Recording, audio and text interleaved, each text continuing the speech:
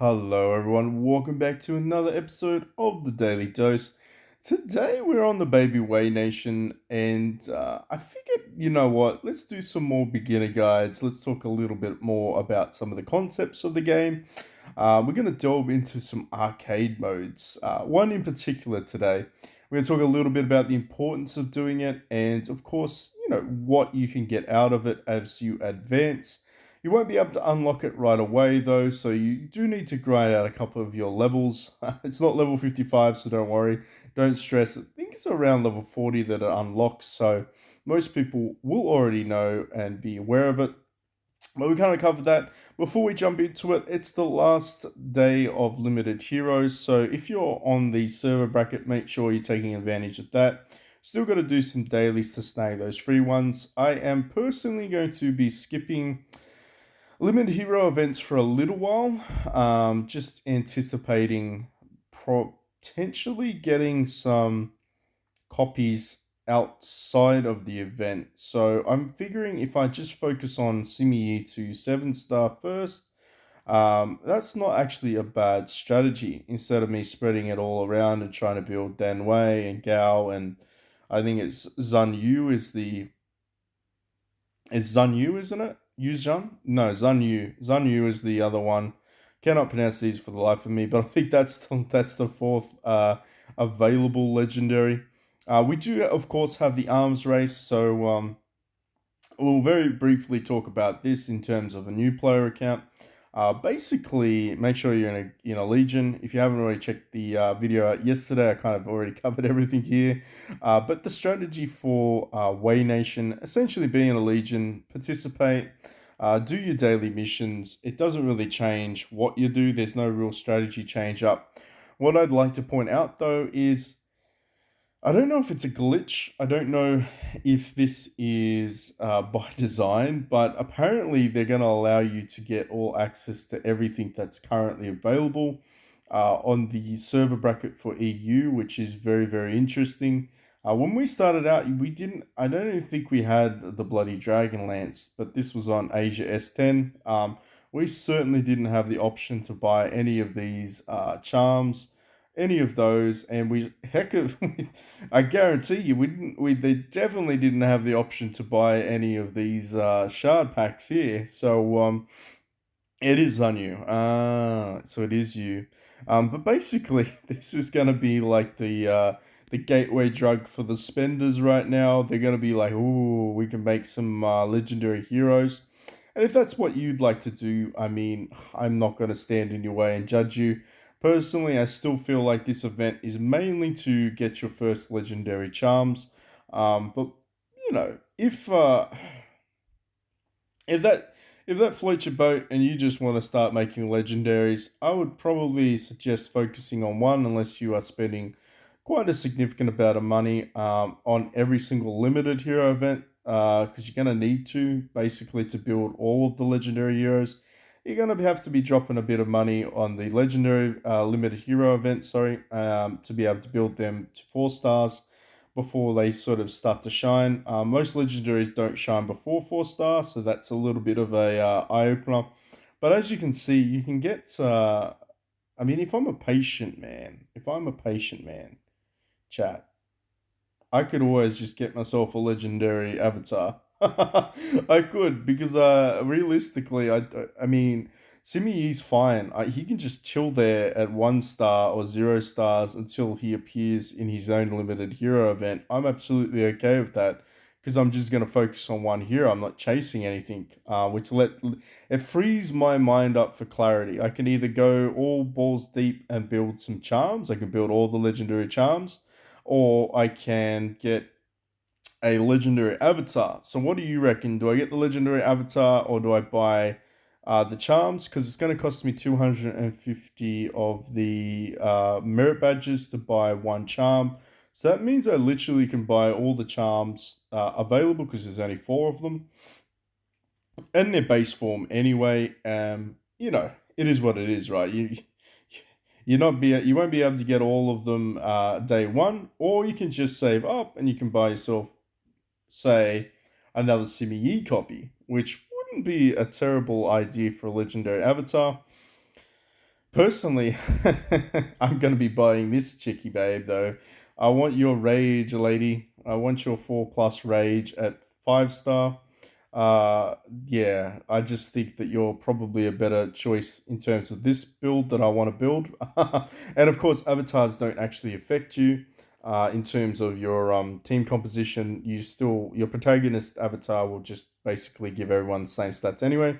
Um, but yeah, let me know. What do you think? What do you think I should do? Buy all 4 charms or buy an avatar? In terms of this, though, of course, you're snagging out your 5k gems, so 5k gold to buy your 50 instants. Make sure you spend them all. Don't save anyone. Regret nothing. Your merit badges will not disappear. All right, I think we've covered this from a new player's perspective. We do have God's Blessing, the first one that did appear. As you can see, I have a shit ton of them that I can purchase. Will I purchase any of them? Time will tell. Time will tell. I probably will not be buying this one though because I just don't need to. I might get the $45 one. If I can swing it. I do have some Google Play points. So we'll see whether or not this game is even on Google Play. And of course, GTA Car Arcade, you can buy them for cheaper, I believe. Old mate Tom, Royal Tom told us to link it up. There was always a reason for his madness. Um, but basically, I feel like that's where you should be purchasing them through. I think you void taxes or something, depending on country you're in. Don't quote me on that. You'll have to check that site out for yourself. But of course, it is the official game developers site, GT Arcade. There is a link in the description below.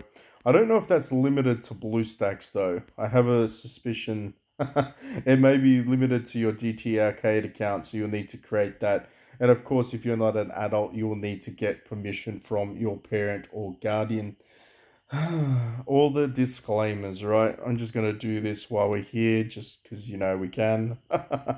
uh, um, how did we go? Did we do all right? I think we did okay. What are we doing in Siege at the moment? Let's just check Siege out while I'm distracted. Come here, Siege. Okay. Nobody's killed us yet. No one's killed us yet. That's a good sign. We're just gonna chill there, I think.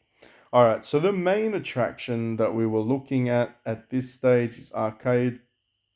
We're actually going to delve into expeditions. Yeah, I know, long way around, but basically expeditions gets a little bit interesting once you clear past 3, right? So you need to still grind out your dailies. It's going to look very similar to this. You just go in there, and every battle is going to cost you either 1 fatigue or 2 fatigue, and you restore fatigue every couple of hours. You can't buy fatigue, so you do actually need to participate. You don't get an opportunity to make up for lost time. I would strongly recommend doing this as you unlock future passes. The rewards become quite nice. You will actually be able to get some blitz functions, which we'll talk about in a minute. So one thing I learnt when I was being lazy on my main account was I was actually harming myself here. You do want to take advantage of grabbing these things out and making sure you're pushing expeditions, because eventually you'll unlock this guy over here and this guy over here, and I think that's it. I think it's only 3 passes at the moment, but you do want to unlock all of them, and the reason being is eventually you're going to have to go through the process of challenging the town battlegrounds, which is, I guess, the topic of this video. Essentially speaking, it's sort of like the trials tower. So if you kind of get that image in your head and you think, okay, so I need to be able to pick the best route. It doesn't make too much of a difference in terms of which one you pick early on, but it will later on, and I'll show you a little bit about that. As you can see, you're forcing people from other server brackets too. So it's a great eye-opener to, I guess, I guess the word would be to get to know some of your siege opponents in the future or present. So if you're ever curious about some of the tough ones, you'll start to notice some of the names. You'll be like, hey, That's the guy that killed me in Siege, and then you can actually go and check out his team and maybe figure out some weaknesses about that. Little bit of a pro tip: you will verse some of these guys in your Siege, um, and of course, some of these guys are going to be from your server bracket as well, and other server brackets, of course. So the first bit is a little bit easier. You just kind of pick your rhythm. You can skip. There's no penalties for skipping. And then you're going to start getting some treasure chests, which are going to have some engraving stones, either for your armor or for your relics, which we'll cover after this. And this is kind of why you need to do it each day. And of course, they start to get a little bit harder. So you can see that these guys have got 10 million down here. This guy's got 12 million up top. This guy's got 10 million down here. So it's kind of like, let's just do the middle route. You're not going to get any less rewards, by the way. So picking the path of least resistance is not going to hurt you. But as you progress along, you will definitely be starting to fight players a lot higher than you. So don't freak out because there's going to be small allowances that the game will give you in order to boost your attack. And I should have probably started this out by talking a little bit about it, but in the very beginning, you only get 12 attempts. So you get 12 chances, which is up here in the top left. So when you click here, you can of course buy some additional ones for gold and based off your VIP rank, but basically you want the perfect run. So picking that path of least resistance is, oh, sorry, I just laughed a bit there. It is actually a little bit important. And this is not even the final battleground. And we're starting to get people that are above our power level, but have no fear because you actually get a skill tree. So in your skill tree, it looks very basic because it pretty much is meant to be basic. This thing resets every single, I want to say this resets every single week. So it does reset based on your city. So we'll have to jump out real quick to explain that. But basically, when you unlock Chengdong, you're going to do a weekly task on Sundays, which is called Overlorde. And essentially, you need to jump in here and fight people on different servers and claim titles, right? Pretty self-explanatory.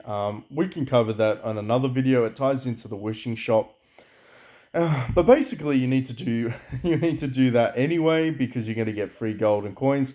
But this one, it's kind of ties into your skill set trees here a little bit, so it is important to do it. So as you can see, I've already done this for one day anyway, so I've got some skill sets lined up. But you need to look at the corresponding requirements here. So the stats none, 5% crit, and the pierce none, 0%. So if you want to acquire this next node, so to acquire this previous node, so total crit and penetration, you needed to have 3 skill sets in HP and 3 skill sets in attack in order to unlock both your pierce and your total crit. And of course, in order to be able to acquire your total damage reduction, you need to either have total crit level 2 or total armor pen level 2. Now, this may be a little bit different. It may need you to actually upgrade all of it, but we'll have to have a look because let's be honest, that's part of the learning. I don't know if we'll be able to do it today anyway, but essentially you need to have these requirements here. Stat requirements, non-requirements. So you just need to have done some of these pathways, okay? And that unlocks your damage reduction. And once you've done your damage reduction, then you can pretty much, unlock your specific target, which of course is going to be Way Nation, which is total damage. All this is total damage. Don't worry too much about it. It's not going to make a heck of a lot of difference early on. You're going to get a lot more skill points as you unlock a lot more of the towns. So, yeah, don't freak out too much about that.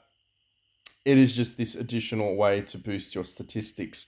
So, it's at least a little bit of a fighting chance against people that are a couple of maybe million higher than you. As you see, we did manage to beat these guys. We did lose one, but it doesn't impact us at all. He just comes back, he respawns. So it's just like, nothing happened, right? We should be able to breeze through these guys. And honestly, I feel like this guy might be slightly a bit of a challenge. So we're going to keep going with the crit at least because, crit chance is actually very important in this game. Attack and crit are. Um, I wonder how far we go. Sun Quan stunned me. Did he stun me? Yes, he did. He stuns me for 1 round. Somehow he did a rage reduction on me. I'm not sure why my dude did not do his full attack. Simi Yi didn't really do too much either. Can we stun anyone? No, we didn't get any stuns off, bugger. Did not happen. We still won. We still won, but that's the power of the buffs. That's not the power of my team. So they are, they do help you to edge a little bit further into it. And then, of course, you're going to get to this stage where you go, oh shit. So now I have to decide who I'm going to fight. We're going to go to the top dude, of course, because these guys only have 12 million. So technically, with the buffs, we might be able to. We might be able to pull this off. If we don't, that's fine. No, we lost. Okay. So that's at the stage of the game. We're at that point where we're starting to lose a little bit, which is kind of frustrating. And we can't really upgrade any of these. But as you can see, the guys don't actually revert back to full HP. So your team gets full HP, but these guys still have all the sustained damage that they've had previous to this, which means it gives you the opportunity to go in there and keep attacking them. This is where it gets a little bit expensive, and let's be honest, it's honestly not. It's not worth spending gold to progress here. The final battle chest is just another battle chest, okay? Don't stress too much, just keep accumulating some of these tokens. I wouldn't recommend spending gold on this, let's just put it that way. Just, I don't think there's too much value to be found in that. But anyway, let's talk a little bit about the reset function. Every day you're going to be able to reset your fight, so then you can start all over again. You're not going to lose any of your skill points. They're all just going to be chilling there. But the main reason you want to do this is for the engraving crystals and the basic relic crystals. So if you go into your character and you go into any of these sort of topics, I would say let's go with the character for relics. Let's engrave these guys. So in order to engrave the character to get these additional plus bonuses, which is accuracy, which is absolutely fantastic. Wolf gives you accuracy. They all stack, so don't worry about that. You're not going to lose them by upgrading your totem rank. It's just it keeps adding the additionals. So we want to go here and we want to hit that engrave. And this is, of course, what we got from doing our basic, our town battles. So we actually got the resources already by doing them. And as you can see, they say, oh, you need 35 more. Okay, so where do we get that? We're going to go and find some more of that. You hit there, it's going to tell you to go to Expedition. Let's go to Expedition, go to Merit Shop, and voila, there we go. So you're going to need those crystals. Of course, you need to clear Chapter 5. It goes without saying, there's going to be some progression blockages there.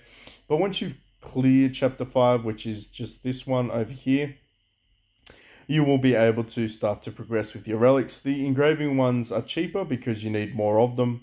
There's 4 pieces of set gear that you will need to engrave. Looks very much like this. It's going to cost you 10 stones to get everyone to Eagle, which I guess we can show you. Even though it's an absolute waste me doing this, it's fine. I'll reset these guys later on. So if you feel like you ever make a mistake, you can always go into your little totem and reset them. But I'll just show you. So if you have 4 of the same type, you'll get a additional set bonus. So everyone's got the Eagle set bonus at the moment. So there you go. Everyone on my character, well, not everyone, I should say, just my characters.